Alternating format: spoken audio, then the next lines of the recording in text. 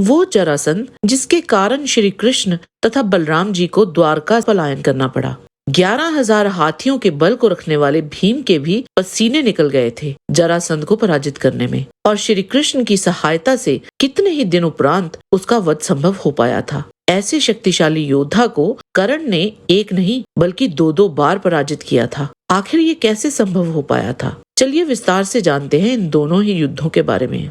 महाभारत के शांति पर्व अध्याय 4 के अनुसार किसी समय कलिंग देश के राजा चित्रांगद के यहाँ स्वयंवर महोत्सव में देश विदेश के राजा एकत्रित हुए। कलिंग राज की राजधानी राजपुर नामक नगर में थी। राजकुमारी को प्राप्त करने के लिए सैकड़ों नरेश वहां पधारे। दुर्योधन ने जब सुना कि वहां सभी राजा एकत्रित हो रहे हैं तो वह भी स्वयं कर्ण के साथ वहां पहुंचा। वह स्वयंवर महोत्सव आरंभ होने पर राजकन्या को पाने के लिए बहुत से नरेश वहां पधारे थे। उनके नाम इस प्रकार हैं: शिशुपाल, जरासंध, भीष्मक, वक्र, कपोतरोमा, नील, रुक्मी, श्रृंगाल, अशोक, शतधन्वा, भोज और वीर। ये तथा और भी बहुत से नरेश दक्षिण दिशा की उस राजधानी में गए। जब सब राजा स्वयंवर सभा में बैठ गए तब उस राजकन्या ने वहां प्रवेश किया। तत्पश्चात जब उसे राजाओं के नाम सुनाकर उनका परिचय दिया जाने लगा, उस समय वह सुंदरी राजकुमारी दुर्योधन के सामने से होकर आगे बढ़ने लगी। कुरुवंशी दुर्योधन को यह सहन नहीं हुआ कि राजकन्या उसे लांग कर अन्यत्र चली जाए।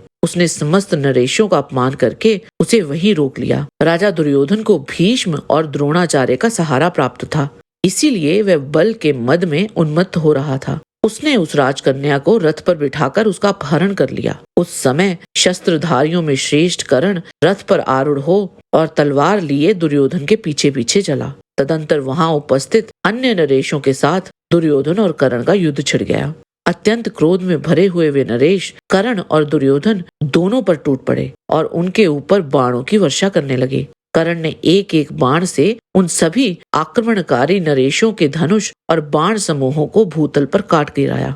तदंतर कर्ण ने जल्दी जल्दी बाण मारकर उन सब राजाओं को व्याकुल कर उनके सारथियों को भी मार डाला और उन बहुसंख्यक नरेशों को परास्त कर दिया। वे पराजित भूपाल स्वयं ही घोड़े हाँकते और बचाओ बचाओ की रट लगाते हुए युद्ध छोड़कर भाग गए। दुर्योधन कर्ण से सुरक्षित हो राजकन्या को साथ लिए राजी खुशी हस्तिनापुर वापस आ गया। कर्ण के बल की ख्याति सुनकर मगध देश के राजा जरासंध ने द्वैरथ युद्ध के लिए उसे ललकारा। वे दोनों ही दिव्यास्त्रों के ज्ञाता थे। उन दोनों में युद्ध आरंभ हो गया। वे रणभूमि में एक दूसरे पर नाना प्रकार के अस्त्र शस्त्रों की वर्षा करने लगे। दोनों के ही बाण क्षीण हो गए, धनुष कट गए और तलवारों के टुकड़े टुकड़े हो गए। तब वे दोनों बलशाली वीर पृथ्वी पर खड़े हो भुजाओं द्वारा मल्ल युद्ध करने लगे। कर्ण ने जरासंध के शरीर की संधि को चीरना आरंभ कर दिया। राजा जरासंध ने अपने शरीर के इस विकार को देखकर वैर भाव को दूर हटा दिया और कर्ण से कहा, मैं तुम पर बहुत प्रसन्न हूँ। साथ ही उसने प्रसन्नता पूर्वक कर्ण को अंग देश की मालिनी नगरी दे दी। शत्रु विजयी कर्ण तभी से अंग देश का राजा हो गया था। इसके बाद दुर्योधन की अनुमति से कर्ण चंपा नगरी चंपारण का भी पालन करने लगा। इस प्रकार कर्ण अपने शस्त्रों के प्रताप से समस्त भूमंडल में विख्यात हो गया। इस वृतांत में एक प्रश्न महत्वपूर्ण है जिसका उत्तर ही नहीं दिया गया। वो ये है कि कर्ण को इस बात का रहस्य किसने बताया था कि जरासंध की दोनों टांगों को चीरकर ही उसका वध संभव है। इस बात का उत्तर नहीं दिया गया। जो भी हो, परंतु कर्ण ने उसे 2 बार पराजित किया था और 1 बार जीवन दान दिया था। इसका अर्थ तो यही है कि कर्ण की भुजाओं में भी असीम बल था। जय श्री कृष्ण।